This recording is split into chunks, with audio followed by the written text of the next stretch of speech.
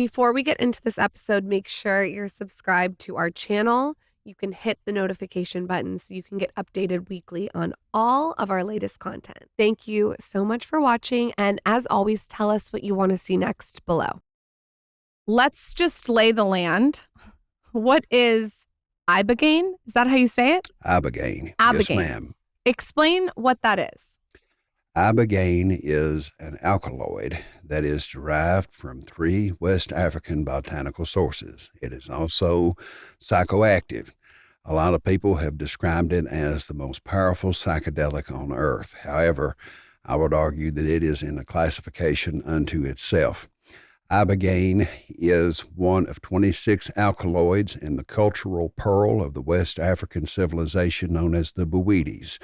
The Buwidis have for centuries used the iboga root in cultural and religious rituals for centuries. In 1962, an individual from Gabon gave a guy by the name of Howard Lotsof some iboga. Howard Lotsof had been heroin dependent for several years. And because he was kind of a substance omnivore, he took this because he wanted to understand what it would do.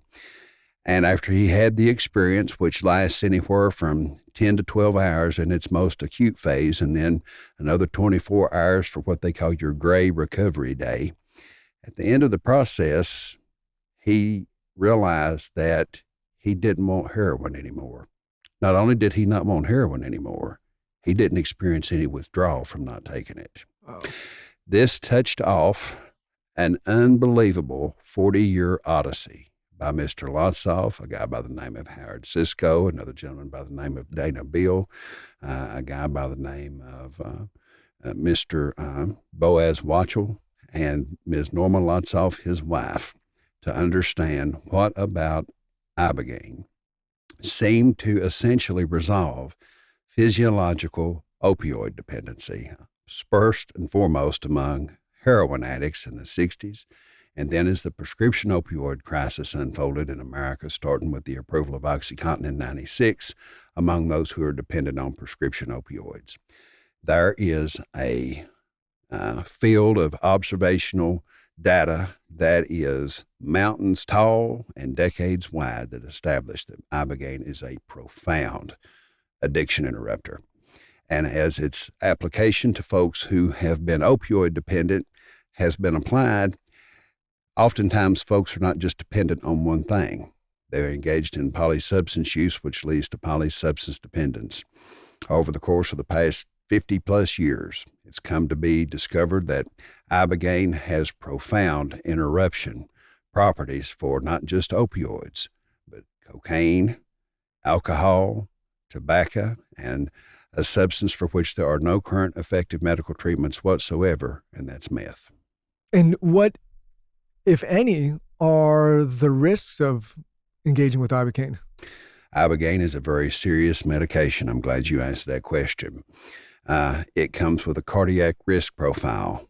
While it is a stimulant, for reasons that are not exactly known because it's what they call mechanism of action is still a mystery, it slows down the heart's rhythm, and it prolongs the amount of time between heartbeats. So if an individual comes to the table with certain cardiac risk that predisposes them to a prolongation of what's called the QT interval, or if a person receives too much, then it can slow the heart's beat and cause cardiac arrest.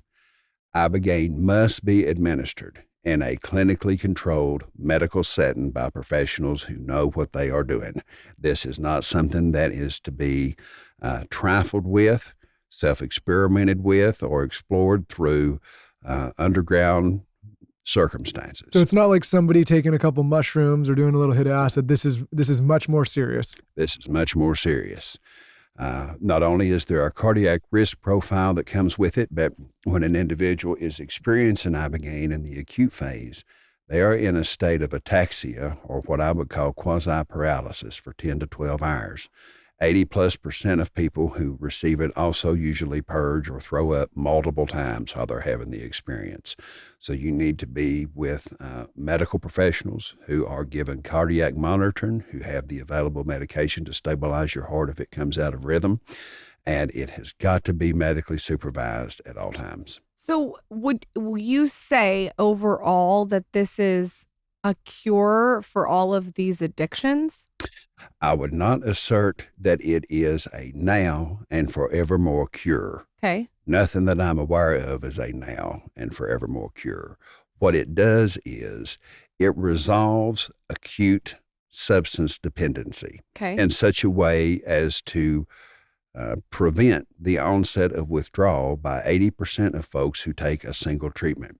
And for those who are opioid dependent, that number goes up to 97% with a second supportive dose, usually administered within 3 to 5 days of the initial flood dose. Is there anything, and this is maybe a weird question, but is there anything fun about it? So meaning like, I'm gonna, like if you're doing ayahuasca, like, you hear all different kinds of experiences from purging to stomach aches, but then you also hear they had this profound experience, et cetera, et cetera. Is there anything that's fun, or is it like not fun at all?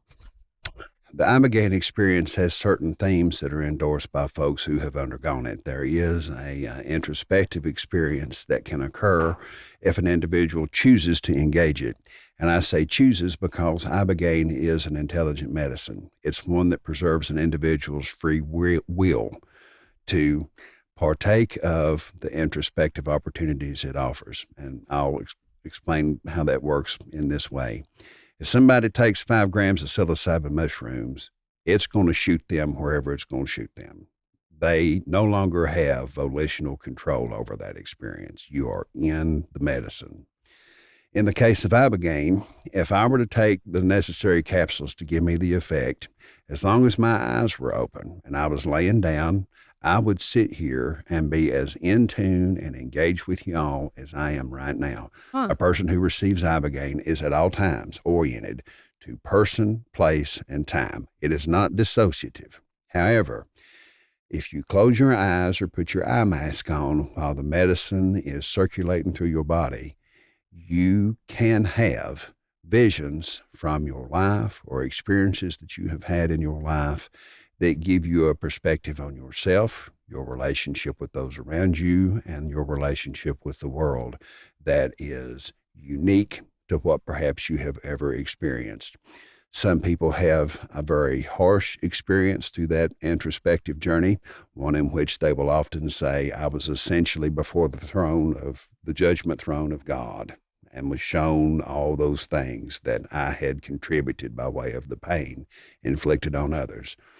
Other people will say that they had just a spectacularly beautiful journey that affirmed for them the love of God, their own specialness, and communion with those who had parted before. It's very much individual. How did you become acquainted with this? Is this something that you tried yourself? Did you hear about it? What was your experience with it? So my first encounter with plant medicine was in 2018, and I encountered it first intellectually through a magazine article about a company called Compass Pathways, which in 2018 had discovered that the psilocybin mushroom had a dramatic impact on reducing alcohol consumption among those who were essentially struggling with alcoholism. They had conducted a study where 80% of folks who had been alcohol dependent were able to come completely off. I come from a family that has had just generational affliction with its relationship with alcohol, so this just was very captivating to me. A friend of mine had a sister who was an underground practitioner in terms of facilitating psilocybin journeys. And having read that article, I just was curious. And I said, I think I'd like to visit with your sister if she would be willing to sit with me so that I can understand what this medicine does. So in 2018, I had my first psilocybin journey, and that was the first of what became around 9 that I took between 2018 and the fall of 2022. Through that process, I very much became a believer that these medicines that occur naturally are divinely engineered, and they have been engineered to help us heal the wounds we inflict on ourselves and each other. When I had the opportunity to serve the state of Kentucky as the first chairman of the state's Opioid Commission, a job given to me because of a record compiled in state service as the leader of the state's Social Security, Disability, and Child Support systems, as well as a law enforcement agency called the Office of Medicaid Fraud and Abuse Control, which investigated and prosecuted medical providers for fraud on that system, I had developed a reputation as kind of a no-nonsense, get it done, take no prisoners public servant who could make things run on time. You don't say. You, We could tell. you do strike me as a capable individual. I'm not going to lie. Well, thank you very much. I was asked if I'd want to do that job, and I said, well, as long as the office is willing to allow me to establish this commission as one that is accessible to the average Kentuckian, that is transparent with how we do our business, and that is accountable for our results, I'll take this job. Can I ask you a strange question? Sure. Are you a big reader? As I have time, I love to Because read. he's so Because your eloquently spoken. vocabulary is so, listen, I love reading, and your vocabulary is so wide and articulate and That's clear. what, if you look at the Oh, text thank message you. when I text you him in your DM, I said, this is one of the most eloquent speakers I've ever heard. Well, I I knew you were gonna when say you hear this. certain people talk, I know. you can just immediately tell if they are well read. I know. And I mean that as a compliment. Let me just attribute that to accidental osmosis. If I've had any sort of vocabulary expansion, it's just been because it's happened to stick there, not any sort of predetermined plan. Did you grow up reading a specific kind of book or genre or author? Like, is there people that you look back on and you're like, this was really informative in my early years? I'm going to give my age away. You know how when ducklings hatch from their eggs, they implant to that mother, or they implant to the first, they imprint to the first living creature they see and follow it around.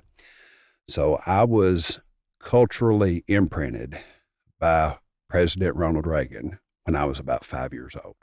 He was my boyhood hero.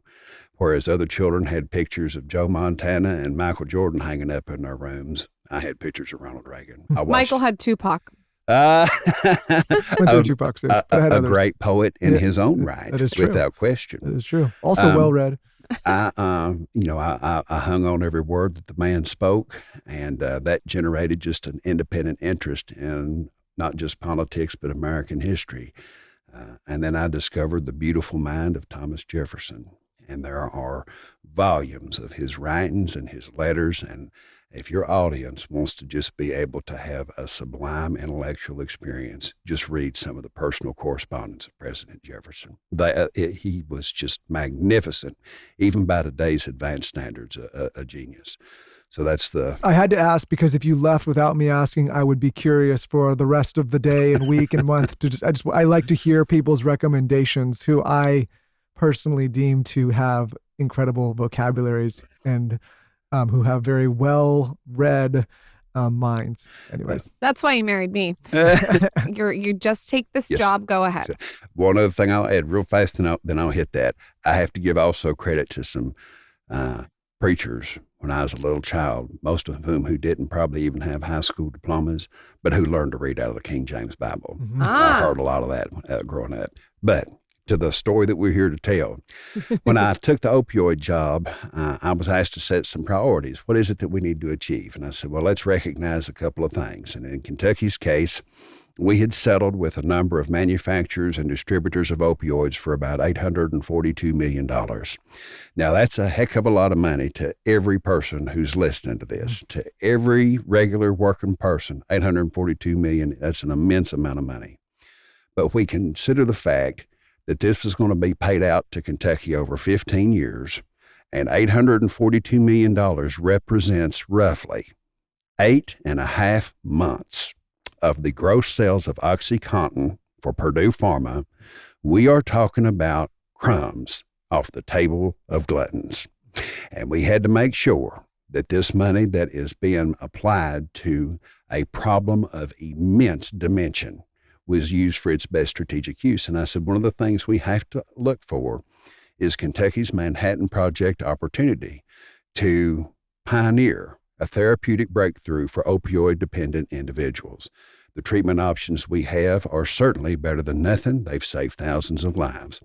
But government must always be about the business of trying to diversify, expand, and improve upon our society.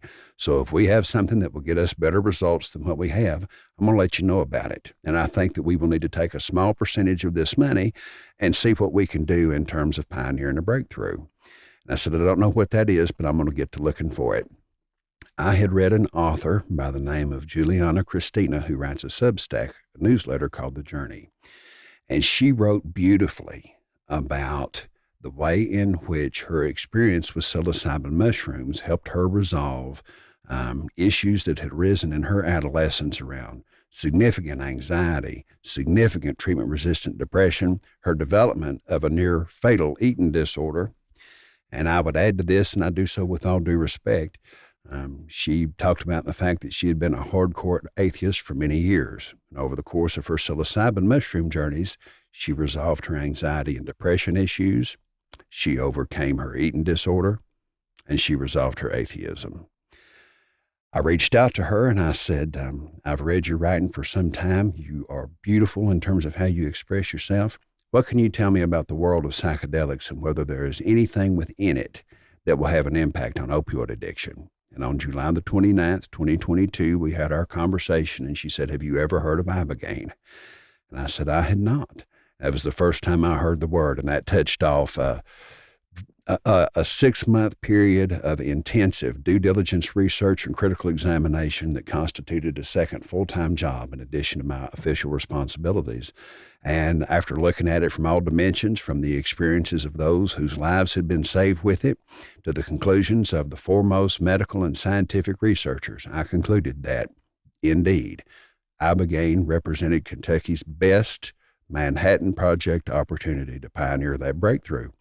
On May the 31st of 2023, myself and then Attorney General Daniel Cameron went out onto the grounds of the state capitol and announced that the commission that I led would explore the possibility of putting $42 million up that would be matched by a drug developer who would come in the state and develop Ibogaine as a breakthrough medication for opioid addiction in the state of Kentucky, given the state that has been traditionally among the most impoverished in the country, the opportunity to lead the nation in a revolution in addiction treatment.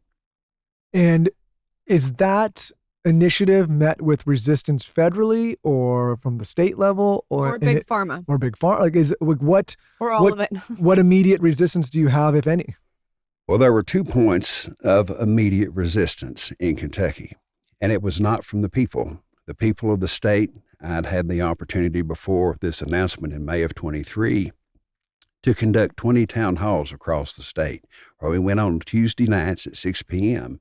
into various communities. And our purpose there was to say, we're the commission. This is our job. Tell us what it is that we need to do. And when we'd turn the floor over to the community, we heard just an unbelievable outpouring of grief over the devastation that they had experienced.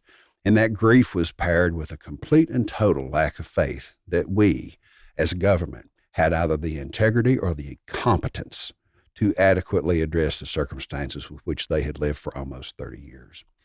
So when we unveiled this project, the people of Kentucky, by what I would estimate to be a 60-40 margin, and that was empirically established through a measurement of social media responses to the campaign as it played out, were highly supportive of the development of an additional therapeutic alternative.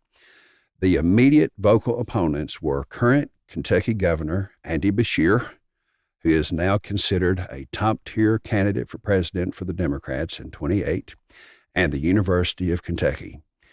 Both of them together fought this initiative every step of the way. Why the university? The University of Kentucky, since the termination of the project, I've had some volunteer helpers do a little bit of following the dollar bills. And the University of Kentucky accepts a substantial number of dollar bills from the companies that create what are called the evidence-based best practice treatments, being primarily buprenorphine, which is the generic name of brand name Suboxone, Sublocade, Subutex. So all the things they give you when you're withdrawing or getting off of these opioids. They are opioids Yep. that are used to treat opioid dependency. Yeah, I think anyone that's listening that's had a family member or friend touched by opioid addiction, like you're familiar with these substances. But Yes. you just hear what he said? He said they are opiates used to treat opiate addiction. That is correct. That to me is like we've lost the plot. We're treating opiate addiction with opiates. That doesn't make sense to me. So the theory is, and this is how it was positioned when it was first introduced, The federal government spent $62.5 million to create the baseline formulation for buprenorphine. That's its generic name. And it is what's called an opioid agonist, an opioid paired with an antagonist, naltrexone, in one pill. You give this to an individual, whether it is a film or a pill, and sometimes it's an injection. And what it is supposed to do is satiate that desire for the opioid that has been hardwired into the brain, while simultaneously creating a blocker effect, so that if the person wants a high and they take a bunch of pills that are in addition to the Suboxone, the blocker thwarts their effect and basically keeps the person from getting high, while simultaneously being satiated because of that lower level dose of opioids. This was presented initially as the method by which you could bridge someone into complete and total abstinence. And the thought was you give them Suboxone and you bring them down on their dosages until such time as they can be completely without, and you have a fully restored abstinent individual. Well, as time has gone on, those therapeutic goalposts have been substantially moved on down the field to where at the point at which I became chairman of the commission, much of what I heard from the ostensible experts was grounded upon the premise that this is a lifetime medication for this person. This is their new life. You have brought them from the depths of destructive addiction. You have given them a lower level dose of opioid paired with a blocker that will prevent them from engaging in illicit consumption that produces a high, while simultaneously allowing them to restore a level of functionality that can give them a chance to have a normal life. And in theory, that's all well and good. But what we know from research literature is that Suboxone programs have about a 25% success rate, and that's as measured by patient retention. There was a study published in December of 22 which verified that 80% of Suboxone patients stop attending treatment within 6 months of initiation. There are a lot of theories around that. Some would argue it's access. Some would argue it's the burden of trying to obtain access both financially and logistically.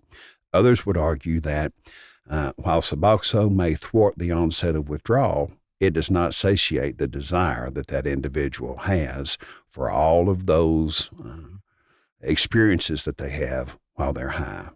You mentioned earlier that you started to do psilocybin because of you wanted to explore it for alcohol. Did it help with any kind of alcohol addiction, doing it 9 times for you? I've never had any sort of substance use problem. Okay. I had a childhood between 2 parents who married young, and by the time I came along, that relationship was coming to an end. And what I can recall from earliest memories is a bunch of screaming and cussing and chaos. So while I've not had substance problems, I've probably for the biggest part of my life had significant anxiety issues, all tied to those early childhood days.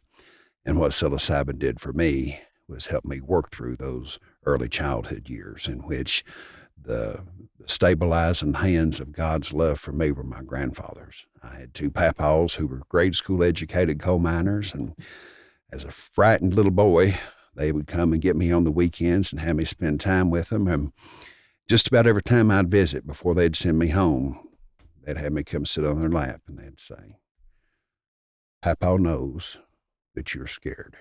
I can see it. You need to know 2 things. Papa loves you.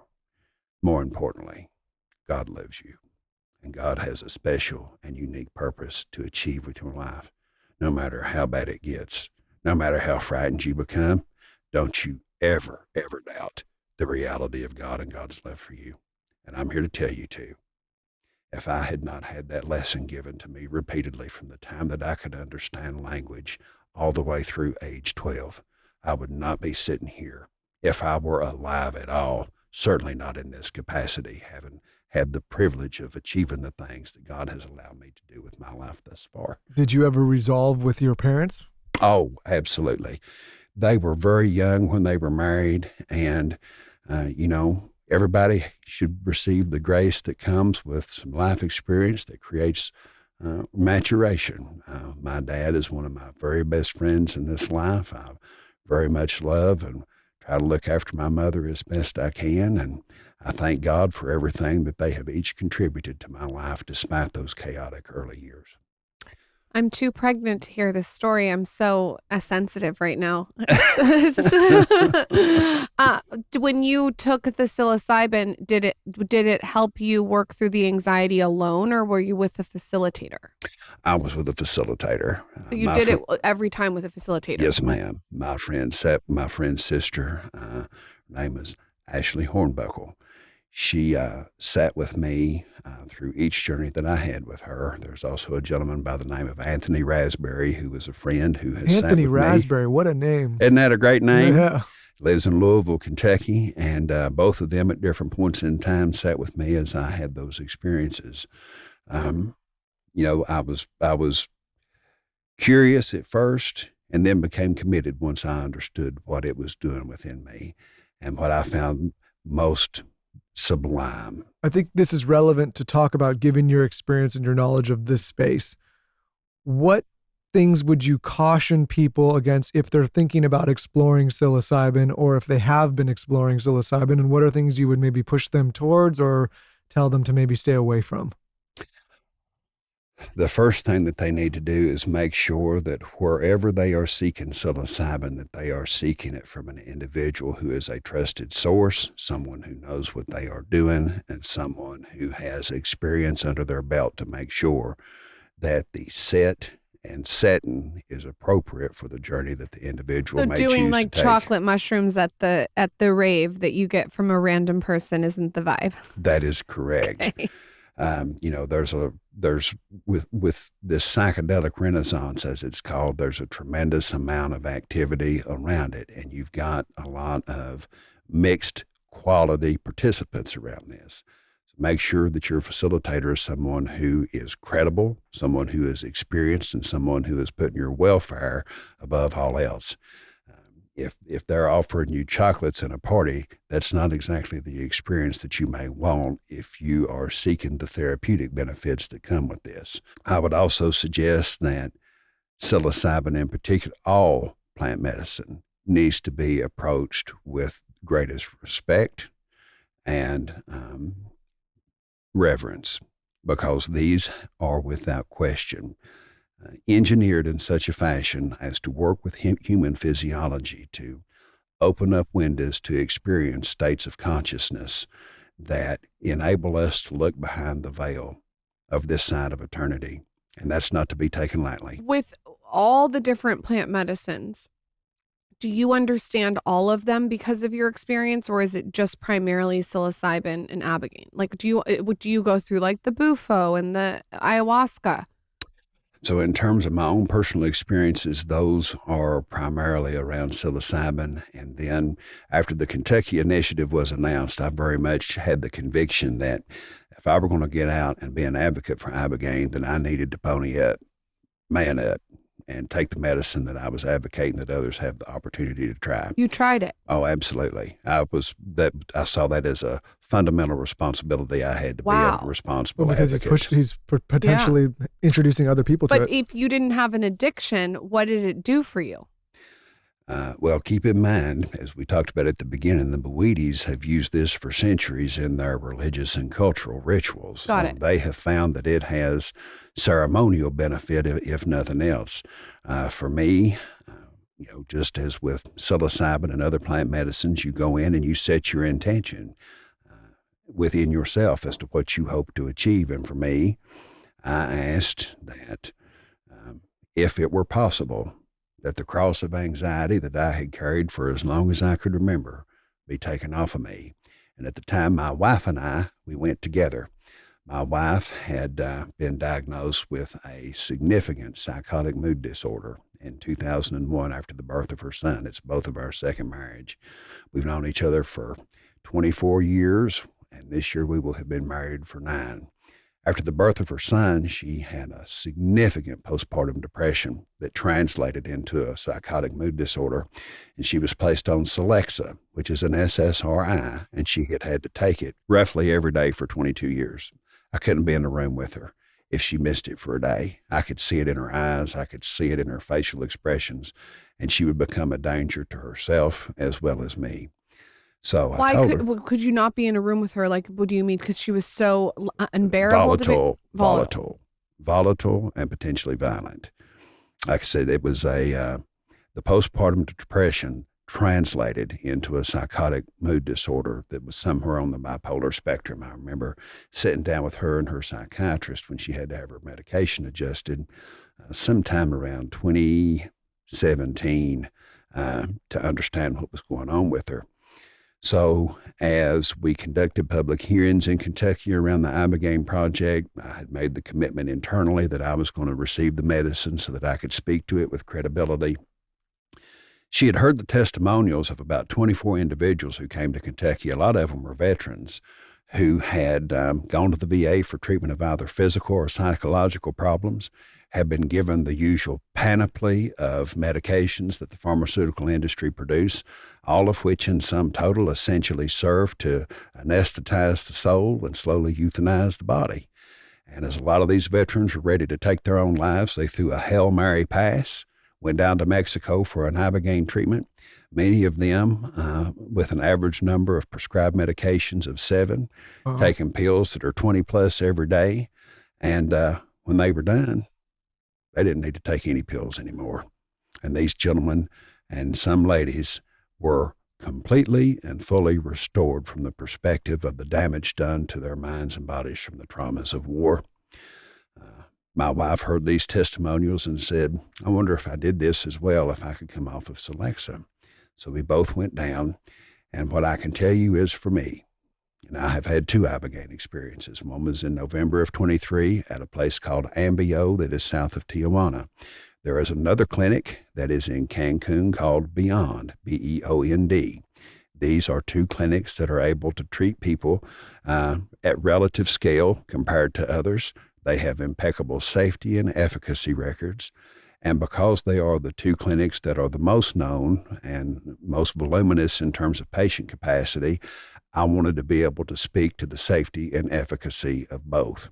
After the first Ibogaine experience, I would have to say that at that point in time, it was the most profound spiritual experience I had ever had in my life. I can't say that it was beautiful. I can't say that it was pretty or comforting at the time that it was being experienced, but it was profound.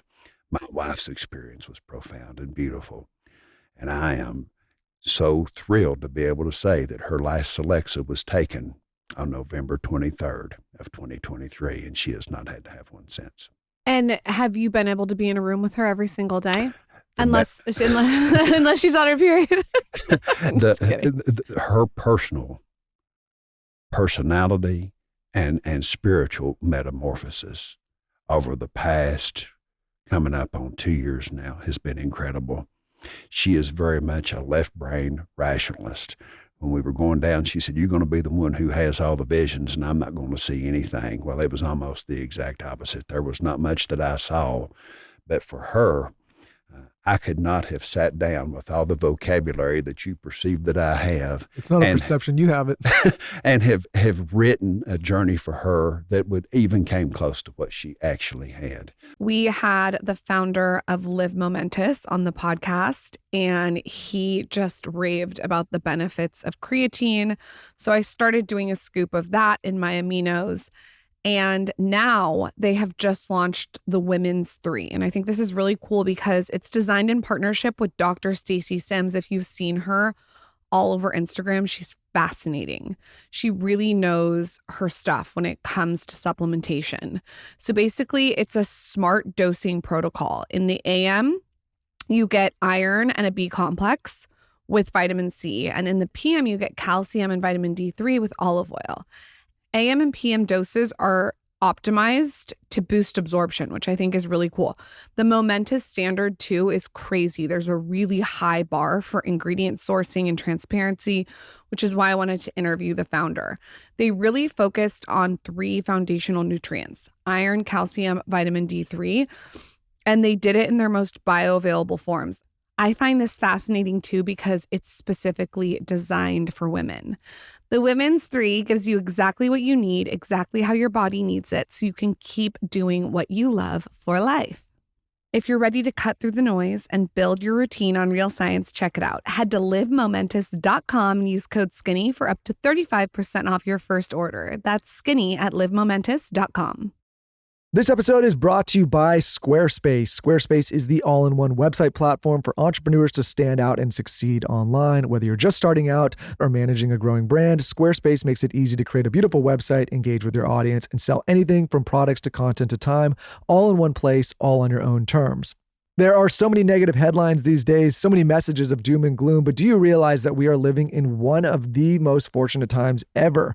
It is the easiest it's ever been to start a business, reach an audience, reach a customer, and build a living on your own terms. This is what Lauren and I have done by using platforms that we can control, where we're not obligated to third-party algorithms or stuck on somebody else's platform. That's what I love about Squarespace so much, whether you're looking to build your own website, your own domain, whether you're looking to build a newsletter, your own course or subscription business, if you're looking to sell merch, if you're looking to do an e-com store, if you're looking to just reach people online and share vlogs or messages or whatever it may be, Squarespace can help you do it all in one place, all cost effectively and conveniently.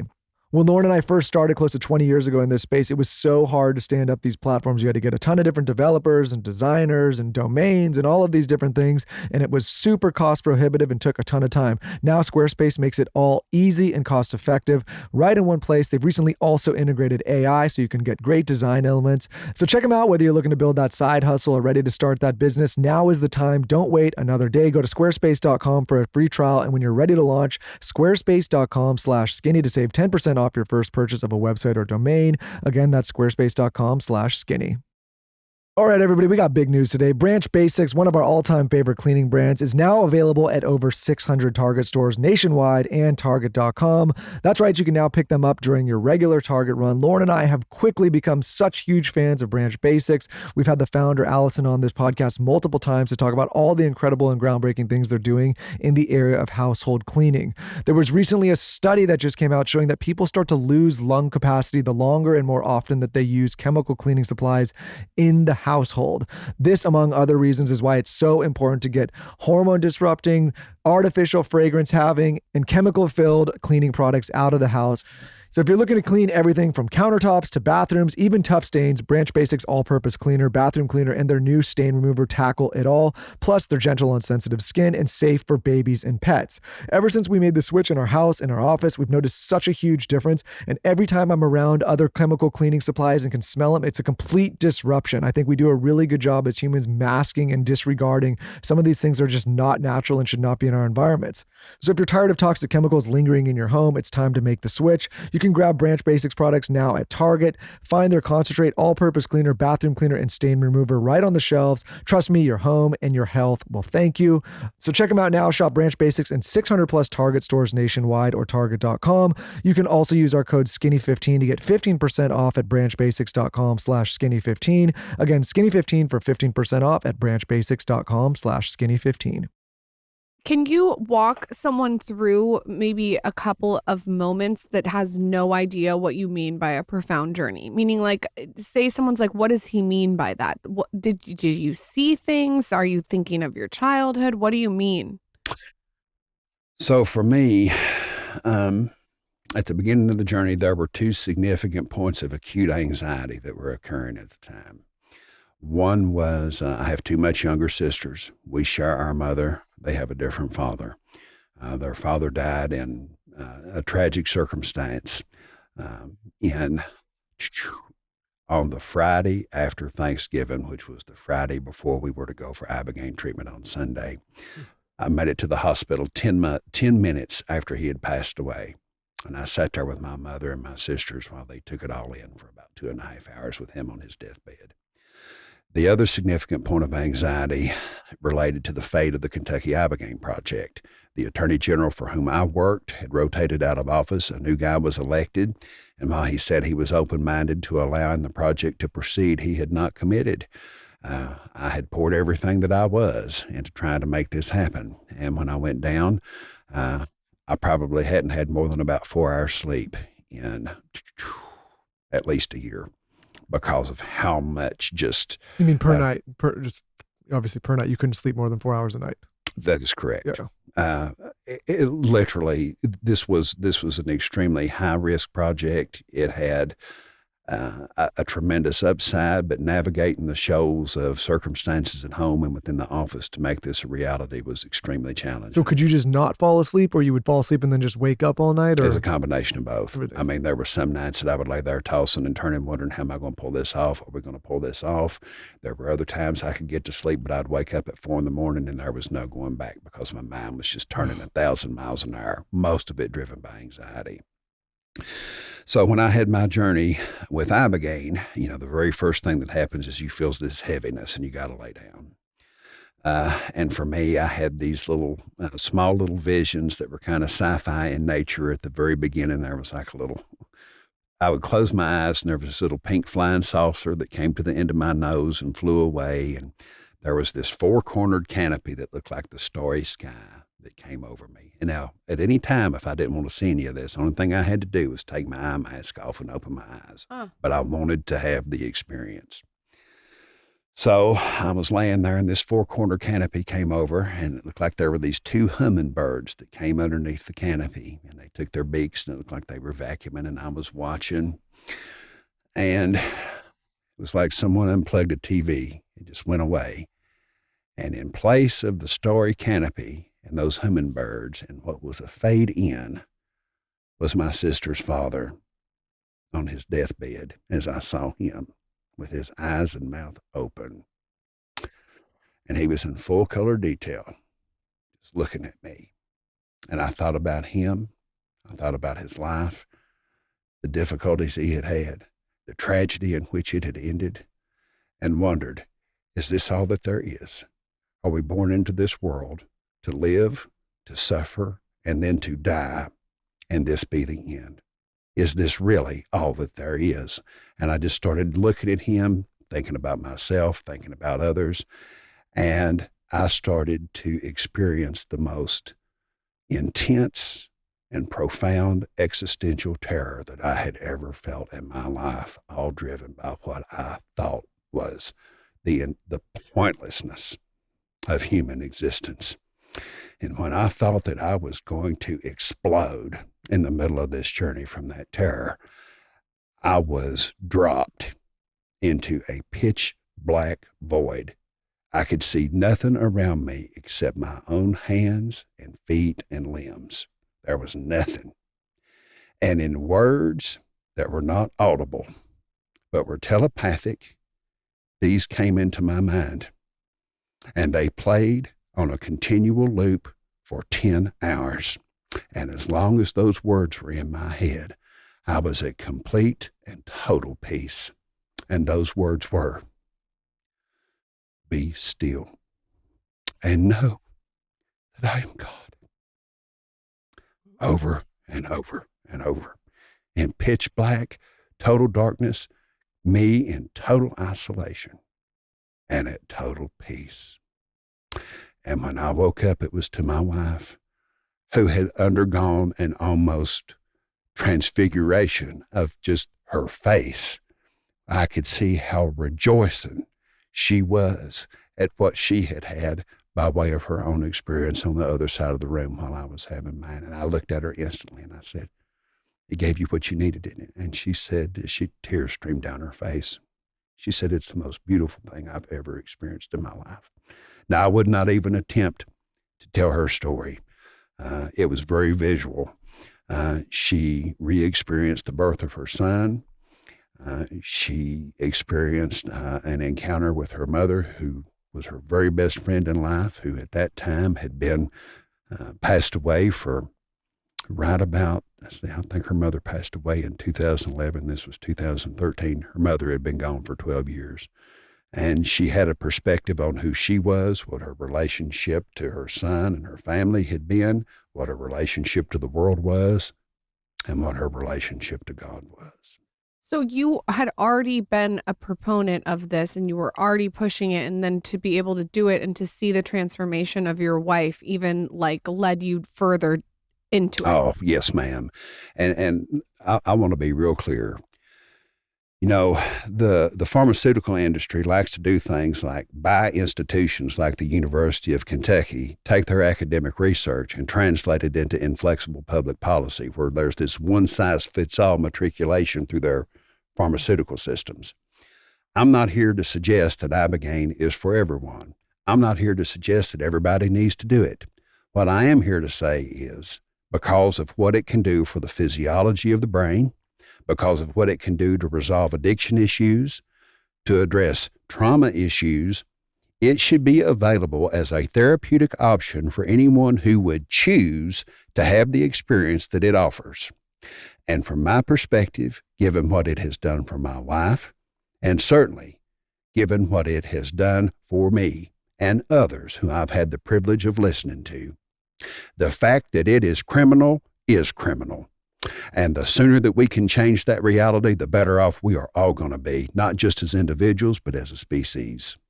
Well, to me, it seems like all of these antidepressants and anti-anxieties and barbiturates are legal. Yes.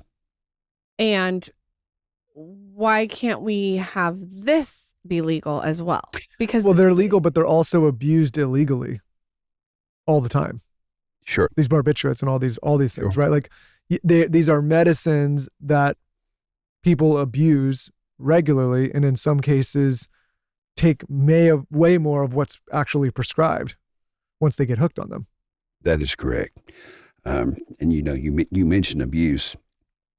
I can't tell you the number of stories that I heard just from my vantage point on the Opioid Commission of people who went to the hospital with legitimate medical needs, who were given pharmacology that by design created physiological dependence. They are made to generate dependency by the individual. I know one of the most successful businessmen I know. He doesn't ever drink alcohol, doesn't have any substance abuse issues. He had double knee surgery. They put him on some of these things. He had to check himself into a recovery center to get off, and he's somebody who's never partaken in any kind of substance abuse of any kind. And he himself is, I would say, one of the most capable people I've ever met, and personally could not get off of these things without an intervention of help that he was, fortunate enough to like seek that help for himself. But like, that just shows you how like, you would never think that this person I'm talking about would ever have any issue, but it was this one surgery and then boom, done.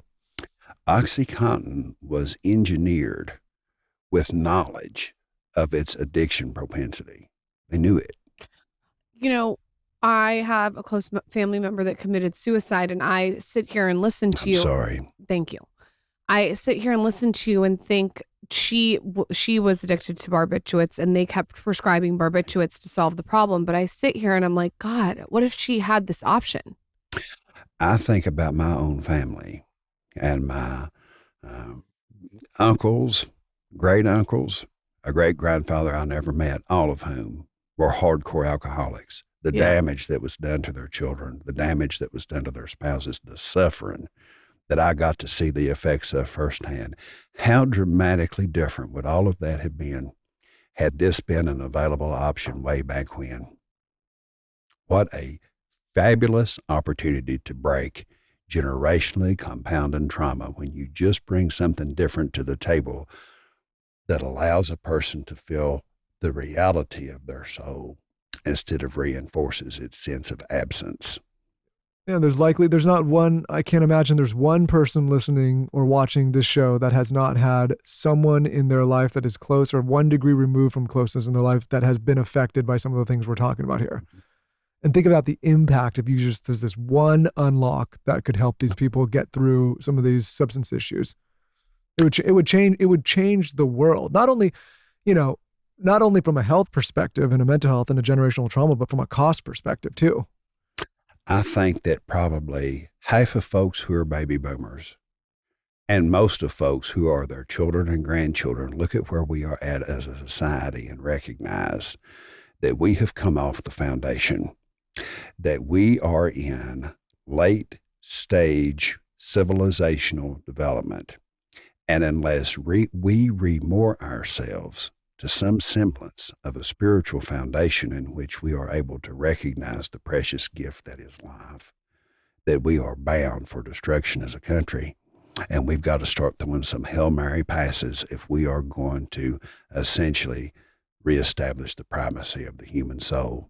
And that is exactly what should deserve first consideration in all the powers and principalities that exercise influence over this country's future. So what is going on now in the space for people that are listening and they're just getting turned on to this idea and they're saying, okay, what are the options? What does the legislation look like? What does the government need to do? What do the people need to do? Like, where, with your work, where are you at with all of this, getting people switched on to the possibility of looking at this alternative?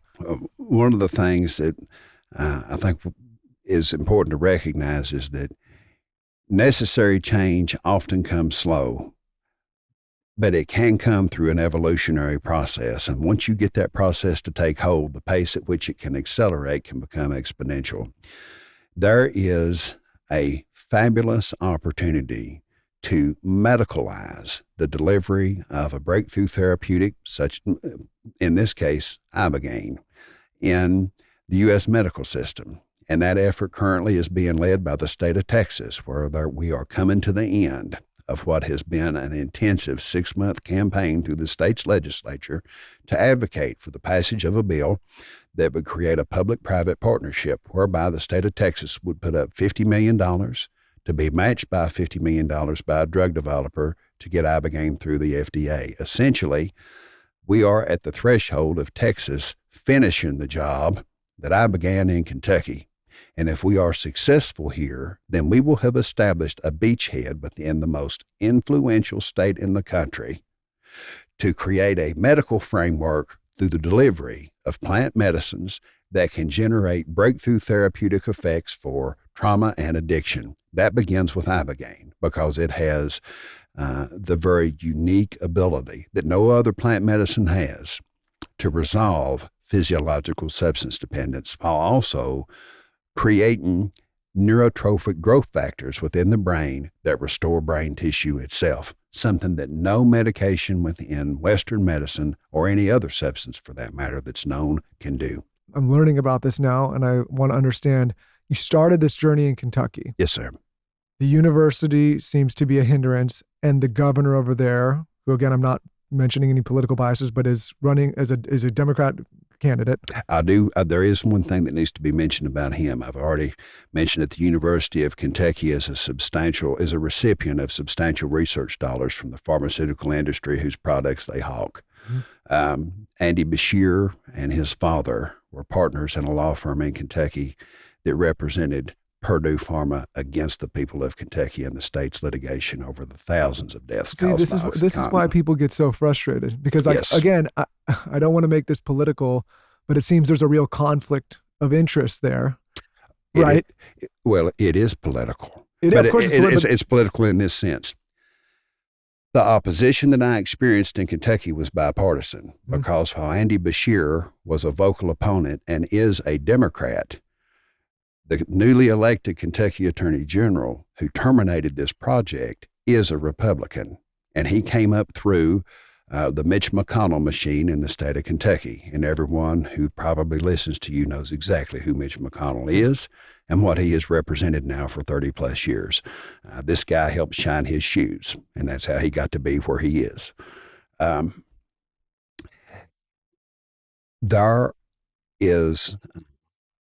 There is an alignment of individuals who are both Republican and Democrat, but who both share a humanitarian realization that this society is teetering toward dissolution. And we can look at that through any number of measures. We can look at that through the lens of what we see on social media and cable television news, where it is constant division, constant acrimony, constant rage, constant hate. We can look at it statistically, and we can see that since 2015, almost 1.5 million Americans have died from the combination of drug overdose, alcohol-related disease, and suicide. And that's a number that exceeds all combat deaths of U.S. soldiers across all military conflicts fought in the history of this country. We have a society that is immensely wealthy, that has tremendous technological prowess, but that is in the throes of profound spiritual affliction. And unless we start getting to the heart of the problem, which is the condition of the human soul, or the lack of connectedness to that soul by at least 50% of folks who have never had the opportunity to feel its reality, we are going to be stuck in a repetitious doom loop from which there is no escape. I also think, and this is maybe weird, but I think that if you could help solve that, it would change the frequency of the planet, of America, the energy, the spirituality. It would like raise the vibration. When we see each other as images of an eternal creator whose essence is almighty and unconditional love, and recognize that that is our universal kinship as human beings, it brings an entirely different perspective to how we deal with one another. And one of the greatest attributes of plant medicines is its ability to affirm that concrete reality. We're all about skincare, self-care, and mindset shifts. But what about our libido? Yep, we're going there. Because here's the deal. Millions of women struggle with low sex drive. And if you've been struggling to get in the mood, you are not alone. But guess what, ladies? There's an option for you. It's a little pink pill called Addy, the first and only FDA-approved pill to treat frustrating low libido in certain premenopausal women. Addy is clinically proven to increase sexual desire, decrease stress from low libido, and help you actually enjoy sex more often. So, if you're ready to prioritize this part of your health this year and reconnect with your desire, talk to your doctor or head to addy.com. That's ADDYI.com, because you deserve to take back your sex drive. Addy, or flibanserin, is for premenopausal women with acquired generalized hypoactive sexual desire disorder, HSDD, who have not had problems with low sexual desire in the past, who have had low sexual desire no matter the type of sexual activity, the situation, or the sexual partner. This low sexual desire is troubling to them and is not due to a medical or mental health problem, problems in the relationship, or medicine or other drug use. Addy is not for use in children, men, or to enhance sexual performance. Your risk of severe low blood pressure and fainting is increased if you drink 1 to 2 standard alcoholic drinks close in time to your Addy dose. Wait at least 2 hours after drinking before taking Addy at bedtime. This risk increases if you take certain prescriptions, OTC or herbal medications, or have liver problems, and can happen when you take Addy without alcohol or other medicines. Do not take if you are allergic to any of Addy's ingredients. Allergic reaction may include hives, itching, or trouble breathing. Sometimes serious sleepiness can occur. Common side effects include dizziness, nausea, tiredness, difficulty falling asleep or staying asleep, and dry mouth. See full PI and medication guide, including boxed warning, at addy.com/PI. Addy. That's ADDYI.com. I'm personally someone that tries to stay up on the news as much as I can in a productive way, try to read what's going on in the world. And one thing that I read the other day, which this audience is well aware of and which Lauren and I talk about regularly on the show, is that inflammation is wreaking havoc on people's long-term health. The older you get and the more inflamed you are, the more health complications you're going to have.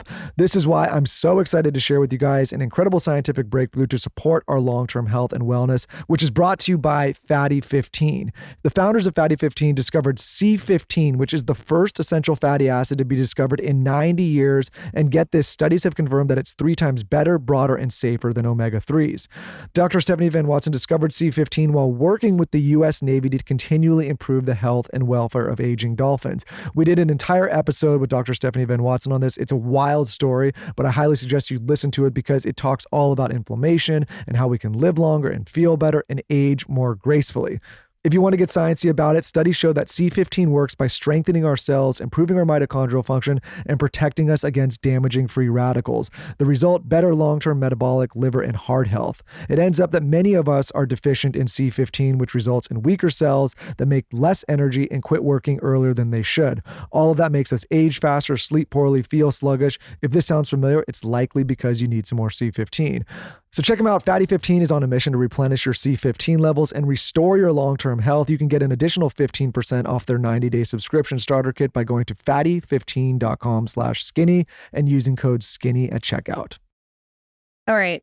I am craving Spritz Society, specifically the pink lemonade flavor. I had the opportunity of doing a Skinny Confidential flavor with Spritz Society. You may have heard of them. It's an award-winning canned cocktail brand founded by my girlies, Claudia and Jackie from the Toast podcast. So why I wanted to do a collab with this brand specifically is, of course, I love Claudia and Jackie, but also it's made with real white wine, real cane sugar, and 6 ingredients or less. So there's no artificial flavors. There's no fake sugars. It's just clean, simple, delicious cocktails. No BS. You should also know that each can only has 120 calories. How I like to drink this is I'll do a wine glass with a bunch of crushed ice in it. I'll pour the pink lemonade on top. It's so refreshing. I can't wait. Like I said, I'm getting there to have one, guys. And then I'll do a sprig of basil on top with a straw, and it's so delicious. It's the perfect summer cocktail. If pink lemonade is not your jam, they have lemon iced tea by Craig Conover from Southern Charm. They also have a pickle flavor and a peach flavor. They've really nailed the flavors. And that shouldn't surprise you because they're the toast. On that note, you guys can head to spritzsociety.com to find a store near you. And don't forget to follow @Spritz on Instagram. They're always dropping exciting new flavors and throwing fun events. Spritz Society. Summer starts here. This episode is brought to you by Woo More Play. Let me tell you about the best vibrator ever. I am telling you, this vibrator, I have 10. I have them all over the place. It's so good. It is the best. They just launched their mushroom vibrator. So it's shaped like a mushroom. It's beginner friendly. It's a quick, easy O, let me tell you. And it's cute enough to leave on your nightstand, so it doesn't look crazy. It's also BPA free, which is awesome. It's waterproof and rechargeable. You're going to want to buy this for every single one of your friends. They will thank you later. This is the best self-care, I'm telling you. You can use it with your favorite Woo lube. I love their coconut oil-based lube. Just pick up the vibrator, thank me later. Get your mushroom vibes on at woomoreplay.com. That's woomoreplay.com. One of our best conversations, I hate to break it to you, has been on plant medicine. Yeah. It We've talked does about it. It does something to connect you with your significant other. I think it removes ego, right? Maybe?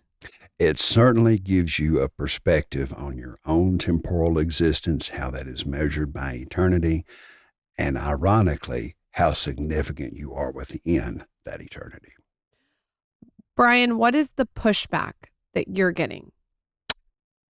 Well, I think that there is some that is good faith. There are a lot of people who have reactionary negative attitudes towards psychedelics, frankly, because of the way in which they were used in association with what's perceived as the cultural debauchery of the late 60s. Right. So it's it was overused. So then people have an opinion because it was overused. They don't understand how or abused in a way that was not, the intention was not as a medical intervention. It was more of a release from too life. Much of a good Escapism. thing. It was escapism, yeah. Escapism instead of therapeutic restoration or medical treatment. You have people who've been shown images for 60 years now of people taking mushrooms and rolling around the mud in Woodstock. Well, if that's what you think it does, you're not going to have a high opinion of it. But it should not have its power reduced to that one singular snapshot within the arcana of American pop culture memory, because its history is that of thousands of years.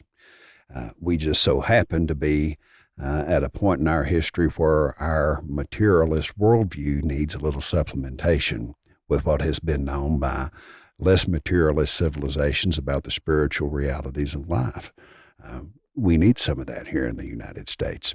When you went on Rogan, I'm sure that was crazy. What was the feedback that you got from the being on the show?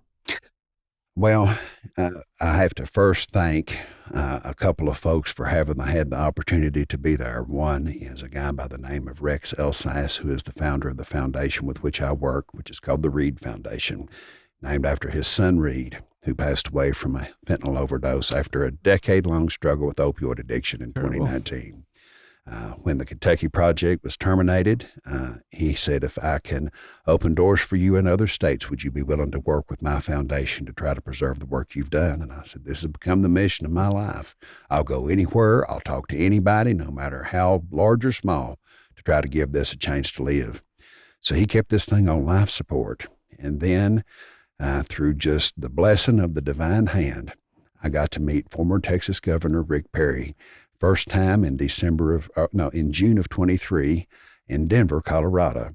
He was a supporter of the Kentucky Project after it was terminated. He expressed his great consternation and regret, and we stayed in touch. Some stakeholders reached out to me in the state of Texas in September of 24 and said, hey, Texas previously funded a psilocybin project at Baylor Medical School with $2 million in its 2022 session. We've got a $20 billion surplus. What do you think our next frontier should be? That's what happens when you have an efficiently run state. Yeah, that's exactly right. Yeah. I said, well, I think I might have an idea for you. I think Texas needs to finish the job that was begun in Kentucky. So I reached out to Governor Perry, and he said, I've kind of stayed out of sight and out of the way, but if you think you're going to come down here and try and do this, count me in. And I said, all right. So he and I partnered up, and he has a friend who happens to be a friend of Mr. Rogan's, and it was through Governor Perry that we had the opportunity to go on there. It was a fabulous time. And the only way that I can judge feedback is within the course of the interview, he really didn't say much, and I was afraid that I was boring him to death. And when it was over and the cameras were off and the mics were turned down, he said, gentlemen, that was amazing. Thank you so much for coming in and having this discussion with me. So I took him at face value that he found the content to be satisfactory. I've never been on social media, and what I have some very benevolent volunteers who are willing to help me overcome my total technological ineptitude to make sure that it runs right. They would occasionally send me screenshots of some of the comments that were made, and the only thing that I can say to those who were so kind and generous is thank you for all the kindnesses that you offered for me and what you heard me say. And I'll do my best to not disappoint you with who I know I can be at times. I was served the clips of you talking, and I didn't know whose podcast it was. I just saw the clips, and I was like, holy fuck, this guy is eloquent. I was like, this guy is so well spoken. And I sent it to you via DM and text, and I was like, this guy knows how to be on a mic. I was like, this is amazing. And I sent it to my friend Weston and everyone. And then at the end, Rogan came in, and I saw that it was him. I could see why he would be quiet, because he was letting you have the stage. Well, I mean, normally we're very chatty ourselves, but I think that as our viewers and listeners know, and they're probably excited that I didn't interrupt as much as I usually do.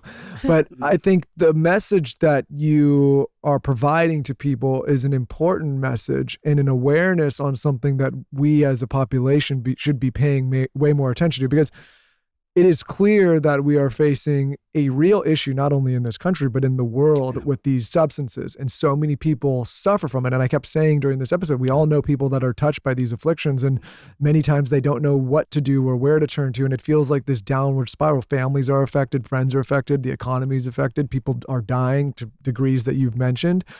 And I think if you have a platform of this size that could be used for good to get this message out there, like it's an important thing to do, just to provide the general awareness, so that when you, who are leading these conversations and having these discussions with people in power, those people can also kind of feel the pressure that it's not just coming from one guy. There's a lot of people that want this issue to either be helped or resolved, or the options to be provided, so that we have alternatives to something that's clearly not leading us down the right path.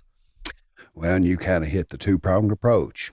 You want to first illuminate and then motivate the masses, because there's three ways that you win political conflicts in this or any other society.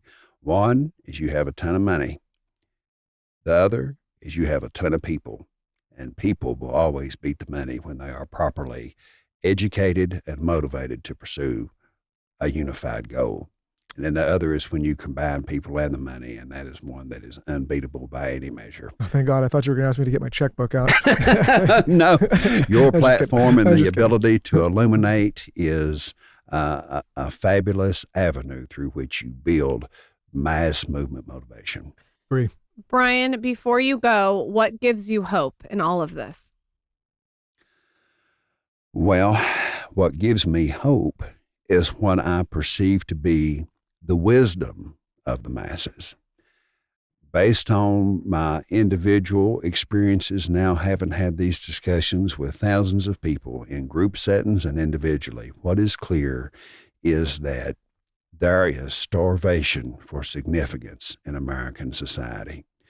Just as I had that terror experience in that first Ibogaine journey where I questioned the very existential point of life, that is where we are collectively. I think we've got a lot of people looking around, looking in the mirror, looking outside their window saying, what's the point of all this? Why am I here? Am I significant in any way? Is there any point to all of this? And the answer to that question is yes. It is my humble belief that at the heart of addiction and trauma is profound spiritual affliction. Plant medicine is not a cure for anything. What it is the very best beginning that you can give an individual who seeks a new perspective on life in which they can be affirmed in their human divinity. And when you know that this life is preparatory for the next, it gives you a whole different perspective with which to engage this side of eternity. This is not just about addiction, it's an awakening. I think it's amazing. Where can everyone find you, support what you're doing? Talk to your social media team because you're not on social media. Where can they come say hi? Well, I have an account on X, and that is at Bryan Hubbard. And I think there's a little W_Bryan_Hubbard. We're going to find it and link it in the show notes. Thank you very much. There's an X account, there's an Instagram account, there's a website that's just my name, wbryanhubbard.com. So anybody who wants to send an email or get on social media, I'd love to hear about you and from you. Come back anytime. Thank you for doing the show. Thank y'all for your hospitality. Really admire and respect what you're doing and wish you best of luck. If we can ever be helpful in anything, please reach out. Let's go, Texas. We're down to the last day in the legislative session, and hopefully we can have a postscript on whether we met the mark or not down here when we're done. Great accent, too. I love it. Thank y'all so much for your hospitality to me. Thank you, Bryan.